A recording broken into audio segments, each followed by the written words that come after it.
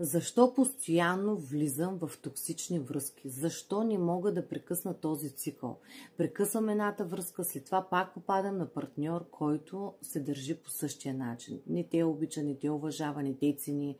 А около теб виждаш как хората се държат, нали, прекрасно един с друг, има любов и ти се ядосаш, защо пред теб не се получава.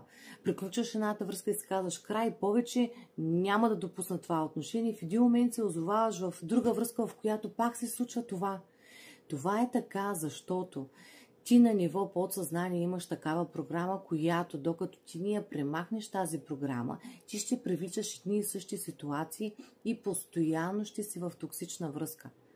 И в един момент има хора, които целият им живот преминава в такава токсична връзка или в токсични връзки. И ти се чудиш защо, нали, и се ядосваш. Целият ми живот мина да се ядосвам в скандали, в токсични връзки и в крайна сметка ти не се чувстваш щастлив. Ти вече си отчаян, обезверен, ядосан, гневен на целия свят. Защо така се получава? И това е така, защото ти имаш в подсъзнанието програма, която тя ти вреди, тя ти пречи, тя те кара ти да привличаш такива ситуации и такива хора и постоянно да си в такива токсични отношения. Когато с експерт-менталист ти премахнеш тази негативна програма, ти няма повече да привличаш такива токсични партньори и да преживяваш една и съща ситуация. Ако ти на съзнателно ниво осъзнаваш, че имаш проблем, ти няма как да решиш този проблем, когато тази негативна програма е влязла в подсъзнанието. Например, как има хора, които отутре си казват няма да пуша, отутре спирам, повече няма да търпя лоши отношения и в един момент започват да се ядосват на себе си, че пак са позволили това.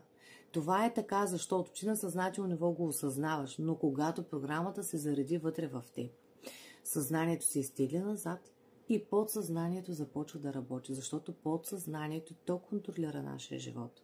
И когато вие имате такива негативни програми, ами вие няма как да имате щастлива и дълготрайна връзка, докато ни премахнете тази програма. И всеки път ще се случва едно и също нещо, докато сами не осъзнаете, че ви на съзнателно ниво няма как да решите проблема. И тук менталната терапия е тази, която директно работи с подсъзнанието, намира проблема и го елиминира. И вие може да намерите, даже и за хора, които примерно са самотни, които нямат партньор, които изобщо не могат да привлекат партньор. Това е защото